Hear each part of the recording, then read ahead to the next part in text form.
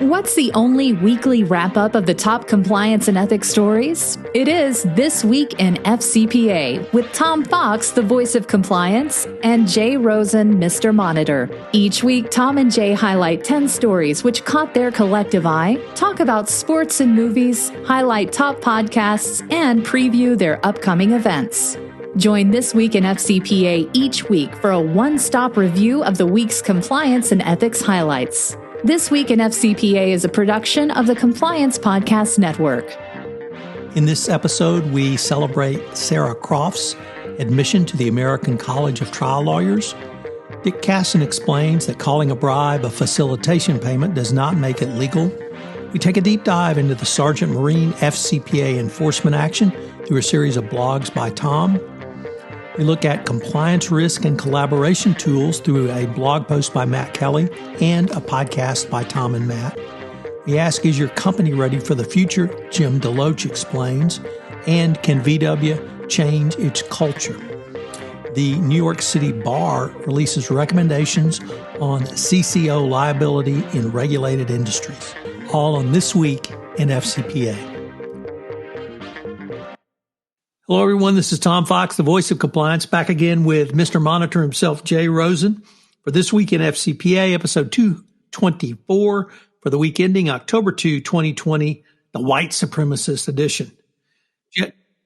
The boys are back in town. Well, indeed.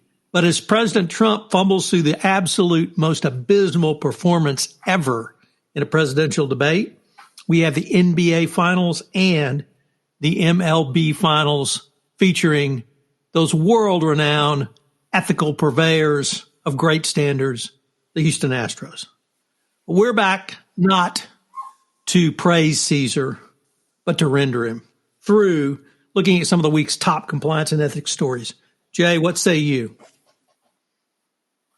I say let's get on to the good stuff, and why don't you tell us what is in the Grand Jury Target blog? So as most of our listeners know, one of our favorite blogs is the Grand Jury Target blog, and one of our favorite people is its author and founder, Sarah Croft. And she wrote a blog post this week talking about her first experiences as a mock trial lawyer in high school. It was a great story. We had a wardrobe failure. We had a great story about borrowing a dress and her winning her mock trial competition. And it all led to an even greater story. Sarah has been greatly honored by induction into the American College of Trial Lawyers. This is the most preeminent trial lawyer group in the United States. It's by invitation only. And I just want to shout out to Sarah. It's a great honor, well-deserved. And I can't think of anyone, frankly, Jay, who deserves it more than Sarah. So next up, we've got a story from the founder of the FCPA blog, Dick Casson. And Dick wonders that if calling a bribe is a facilitation doesn't actually make it legal. Last week, they ran an excellent post on the FCPA blog from Matthew McFillin and Amanda Rigby of KPMG, and they talked about COVID-19 caused government shutdowns and delays that companies are experiencing to obtain permits. They may feel dramatically increased pressure to pay facilitation payments to expedite these processes, the author said. The post reminded Richard of a particular compliance risk from the FCPA's grease payments exception, temptation. The DOJ and the SEC have addressed this temptation head on. The two agencies, not known for their dry wit, included in their FCPA resource guide this nearly cheeky statement, quote, labeling a bribe as a facilitation payment in a company's books and records does not make it one, close quote. What's literally notable about the quote is that it's footnoted, and the footnote, number 170, cites a 2010 FCPA enforcement action against Noble Corporation based on payments to customs officials in Nigeria. Noble settled the FCPA allegations with the DOJ and the SEC for about $8 million. The feds allege that the company used facilitating payment exception to approve bribes to the customs officials. The bribes resembled facilitation payments, but they weren't. For today's COVID-impacted companies and their compliance group, the DOJ's fact statement in Noble and the SEC civil complaint are valuable documents. They both set out legal intricacies of the facilitating payments exception. Briefly, Noble needed temporary import permits for its drill rigs operating in Nigeria. When the temporary import permits expired, Noble was supposed to move the rigs out of the country, apply for a new permit, and then re-import. The company, via their agent, bribed custom officials with about $74,000 to approve the false paperwork, and in conjunction with this, Noble ended up saving more than $4 million in costs. During a compliance review, Noble's audit committee learned about the paper process, as it was called, and determined that it violated the FCPA. Noble Corporation said in its non-prosecution agreement with the DOJ that it admits and accepts and acknowledges responsibility for the conduct of its employees, agents, and subsidiaries. The Noble enforcement action demonstrates that real-life temptation when a nearby loophole can save enormous amounts of money. The compliance problem is magnified when the loophole is narrow, like the facilitating payments exception. During this ever-lengthening season of government shutdowns and long bureaucratic delays, the Noble case is a good reminder that, as the DOJ and SEC smartly said, labeling a bribe as a facilitation payment is in a company's books and records does not make it so. So, Jay, this week I took a deep dive into the Sgt Marine FCPA enforcement action. This is a very rare case. You have a criminal FCPA enforcement action against a company. You have 6 individuals who have previously pled guilty.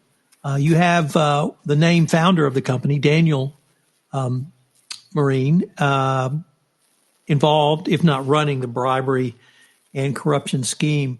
It's in thinking through it, there were several interesting points.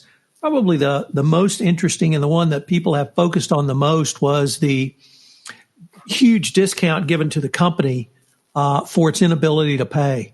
Under the U.S. sentencing guidelines, with a reduction from the FCPA corporate enforcement policy, the company owed $90 million in fines or penalties, and the DOJ accepted a payment of $16.6 million. So that obviously is unusual in and of itself. The DOJ explained that it had thoroughly vetted through forensic accounting the company's claims and found this to be reasonable under the circumstances. Interestingly, the judge in charge of the DPA also took evidence, or at least argument from the parties on this, and willingly accepted it as well. So we have a rare inability to pay case. I can only think of really 2 or 3 in the last 10 years. But kind of the lessons learned, Jay, I think since this case is so rare that you have really C-suite and named owner involvement in, if not directing the bribery scheme, certainly involvement in it, it's hard to really point to a compliance failure because clearly you had a corrupt organization whose business model was based on bribery and corruption. But I'd like all of the compliance officers, but more importantly, senior executives and boards of directors out there to think about what are the implications of this. One of the reasons for the inability to pay, actually 2 of the reasons, were stated in the plea agreement. Number 1, the joint venture, which garnered all the profits, some $38 million, had to be divested and sold because it was so corrupt and the company could not run it in a non-corrupt manner. Second thing was whatever was left to the company in terms of assets, so little value was attached to it, they couldn't really monetize it through loans or on the secondary market. What all that means, Jay, is if your business model is based on bribery and corruption and you take away the bribery and corruption, your business model is going to suffer. And clearly, Sgt Marine cannot replace the business it engaged in because it was based on bribery and corruption. So all those contracts are void. And then the last point is, who's ever going to do business with you going forward? Yeah, you pled guilty. Yeah, you avoided a monitorship. Yeah, you said you cleaned yourself up. But no company, certainly no self-respecting company, no company that puts you through any due diligence is ever going to do business with you again. It's kind of like Wells Fargo. Well, we said we weren't bad anymore, and believe us, trust us. Well, who would ever trust a company that had as its business model bribery and corruption? So I really think upon reflection, there's some pretty good lessons, but they may be aimed really at the C-suite and the boards of directors. Thanks, Tom. Next up, we've got a story from the coolest guy in compliance. Matt Kelly takes a look at compliance risk around collaboration tools. And this also was an opportunity for Tom and Matt to take a deep dive in compliance into the weeds. We link to both in the show notes.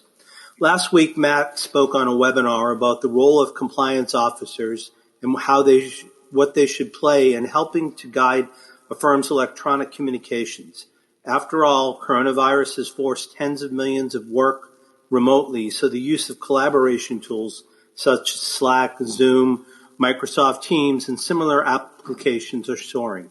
Well, what are the compliance risks generated by the shift, and how should business respond to them? The quick answer is that the risks are many. The longer answer is that to identify all these risks requires a detailed technical review and assessment, which in turn requires a compliance function fully engaged in what employees are doing with all these online collaboration tools. The key to managing the compliance risks attendant with online collaboration tools is to understand the use cases employees would make for such tools.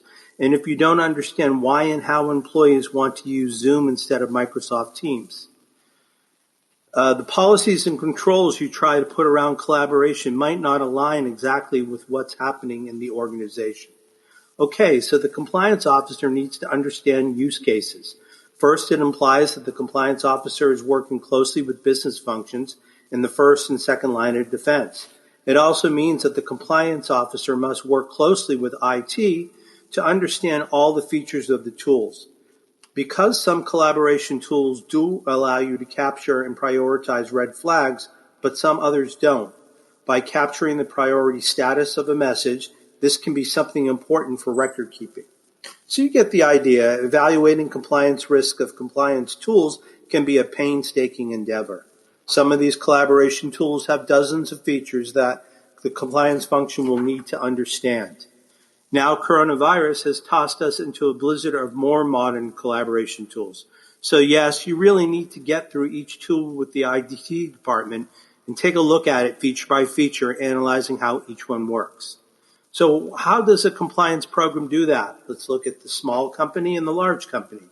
On one hand, the smaller firm might naturally allow the compliance officer to have more access to living, breathing employees. On another hand, a smaller firm with fewer resources at the compliance officer's disposal. And finally, a compliance officer at a smaller firm is also likely to be a part-time CCO. Either scenario can leave the CCO struggling to keep pace with collaboration tools and the business units selected. Meanwhile, at a larger firm, you may not be able to reach all the employees to understand use cases. We mentioned earlier, if the business has 1,000 or 5,000 employees e-gabbing away, you're not going to get to know all those people. Instead, the compliance officer will need to work with the heads of those business functions. At a large firm, you might also have better IT support, and the IT team may have an easier path to implement enterprise-wide controls.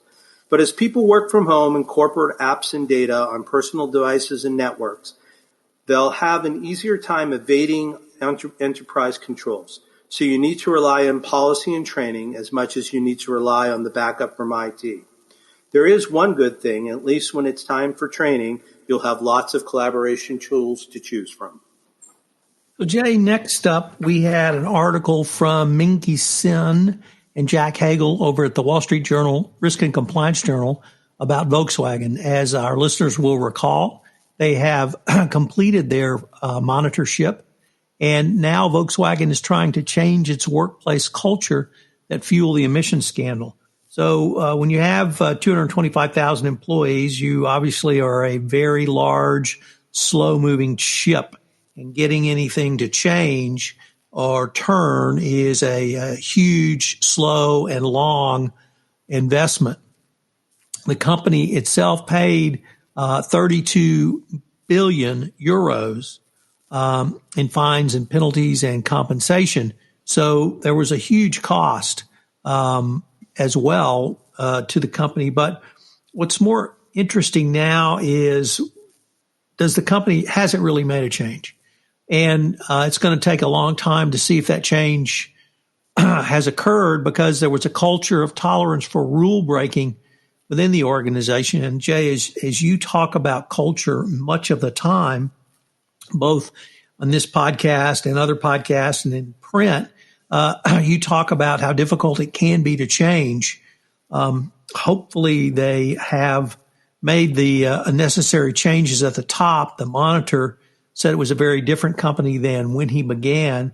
But the proof is going to be in the pudding. If people can raise their hand and speak up without fear of retaliation, if the company determines that there's rule breaking going on internally and will actually do something, would be important as well. And whether the company honors its agreements going forward. So going to be a long road to hoe. Is this going to be a Wells Fargo, which is one foobar after another, or does Volkswagen really mean what it says? Only time will tell. So next up, Tom, we've got an article coming to us from Corporate Compliance Insights. With the emergence of COVID-19 virus and social unrest, most organizations face an uncertain future. Protiviti's Jim Deloche, who we've had on the podcast before, asserts that with disruptive change the norm, directors and executives must ask a fundamental question. Are we future ready? Future ready is a term that takes on a clear meaning in a highly disruptive and increasingly complex world. Simply stated, do the board's and executive management's composition, focus, and agenda position them to best serve the company and its stakeholders? Future ready captures an action orientation that directors and executives should consider carefully in order to face the future with compliance. Here are 10 suggestions from Jim as to what is expected of a future-ready board and exec team. Number 1, engage in big picture, out-of-the-box, bold, and disruptive strategic thinking. Enough agenda time and focus should be allowed to strategy setting, challenging strategic assumptions, exploring what-if questions, reviewing scenario and contrarian analysis results, and considering M&A. For example, directors and executives who are prepared to face challenges are sensitive to the vital signs of disruptive change, and as early movers act on those signs in pursuing market opportunities and addressing emerging risks. 2, support a culture of constructive challenge with long-term focus. The focus of a company that takes the long view is on achieving equilibrium, balancing the entrepreneurial drive to create enterprise value with appropriate prudence to protect enterprise value, consistent with the board and CEO approved risk appetite. Number 3, focus on appropriate sustainability objectives and delivering acceptable financial results. A future-ready board and executive team are mindful of developing interest in and potential impact of ESG, environmental, social, and governance issues on long-term value creations, and they ensure that leadership throughout the organization are as well. 4, foster diversities in skills, experience, and perspectives in the boardrooms. Diversity starts at the top. Emphasis on diversity in director selection and in C-suite facilitates the desired diversity outcomes within the executive ranks and throughout the organization. 5, be passionate about improving the customer experience continuously. A strong focus on the customer experience leads to new innovations and different offerings. 6, think and act digitally. Future-ready boards and executive teams have access to the expertise and experience needed to understand how digital disruption can affect the organization. 7, reimagine the workplace. During the pandemic, we witnessed an acceleration of workplace redesign, increasing employee flexibility in many areas through a virtual work environment. In many businesses, the pandemic has proven that employees do not have to cluster physically in the same place to be successful. 8, drive and track information performance. Both the board and executive team are future ready when they place sufficient emphasis on the company's innovation strategy and culture. 9, emphasize effective communications with employees as well as shareholders. The CEO and exec team should communicate frequently, transparently, and empathetically with employees and when necessary with customers, suppliers, and communities in which they operate. In periods of uncertainty, it's not possible to communicate or solicit feedback too often. And finally, number 10, nurture a flexible, adaptive, resilient, and ethical culture. Future-ready directors and chief execs ensure that the management incentives and the reward systems are in line with risk appetite and the organization is sufficiently adept and agile in navigating change in a complex, changing business environment. These suggestions are not intended to be exhaustive, but they represent a good start at improving a board and executive team's future readiness. And as we've said before, we link to this in the show notes. Tom, next to you. Jay, what we have here is the New York City Bar Association releasing recommendations on CCO liability in regulated industries. So that's the first thing to note. This is not commercial corporations. And, excuse me, they are concerned about prior CCO enforcement action or enforcement actions against CCOs personally.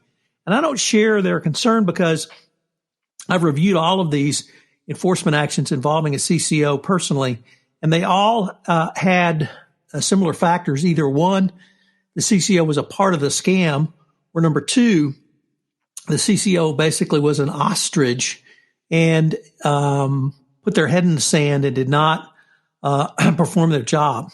If you, as a CCO, are so eviscerated that you can't do your job, you need to leave because you're setting yourself up for a big potential liability. And the New York City Bar says that FINRA and the SEC should be more open about factors they would consider before they would bring a case of CCO liability, personal individual liability, and whether good faith is a defense, whether kind of an ongoing dialogue with various industry groups. And I just don't see, we talk about potential individual CCO liability, but I've just not seen it from FINRA, from the SEC, and certainly not in non-regulated industries over in the commercial space, commercial corporations. So interesting article. It's a problem that solution that may be looking for a problem, but the New York City Bar sure seems to think about it. So with our last article of the week, we visit with another friend of the podcast, Jonathan Marks, and this comes to us from his Board and Fraud blog. And now I'm regretting that I didn't learn Latin. I'll take a shot at this. Quis custodiet ipso custodes, translated, who will guard the guards themselves, or who will watch the watchmen. In this blog, Jonathan takes a look at the recent Herbalife China FCPA settlement. From the beginning, Herbalife's business relationship in China was committed to illegal activity, which it knew or should have known violated the FCPA. Specifically, beginning in late 2006, Herbalife China provided improper benefits and payments to government officials to obtain direct selling licenses. Specifically, the SEC found that Herbalife China paid bribes to extravagant meals, gifts, and other benefits given to Chinese officials to obtain sales licenses and remove negative media coverage. The SEC found that Herbalife executives received reports of high travel and entertainment spending in China and violations of its internal FCPA policies, yet they still failed to detect and prevent improper benefits and falsified expense reports. Here's what happened with the board internal audit and compliance. Usually the amount of spending would have triggered bells alone. In fact, it raised questions from the board that were supposedly answered by the company's internal audit function. These expenses also would have been in the eyesight and vision of compliance. Sadly, during this time, the company did not feel the need to have a chief compliance officer. Nearly 1 out of 4 internal auditors around the world face pressures to either suppress or change their audit finding. This comes from a recent global third survey on ethics and pressure conduct by the IIA's Research Foundation. Back to Herbalife. Only one board member emailed the audit committee and the senior VP internal audit, who reported directly to Herbalife's audit committee, asking whether high spending by China Director of External Affairs was reasonable.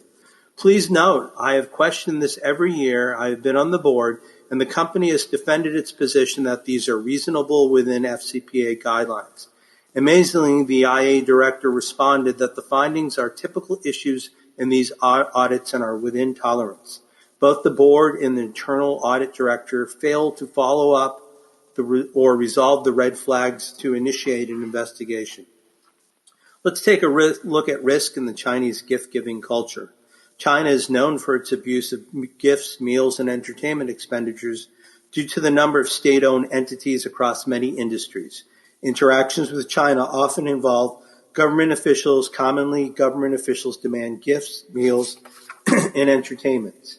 Global companies have to design and implement carefully constructed controls for gift, meals, and entertainment expenses. Even with the best internal controls, employees will figure out ways to circumvent or override internal controls. Let's look at oversight. With the ongoing expenditures of millions of dollars in gifts, meals, and entertainment apparently necessary to expand Herbalife China's business, the company had no meaningful oversight from internal audit and the compliance functions. The company did not commit to compliance. Indeed, its remediation included the hiring of a dedicated chief compliance officer.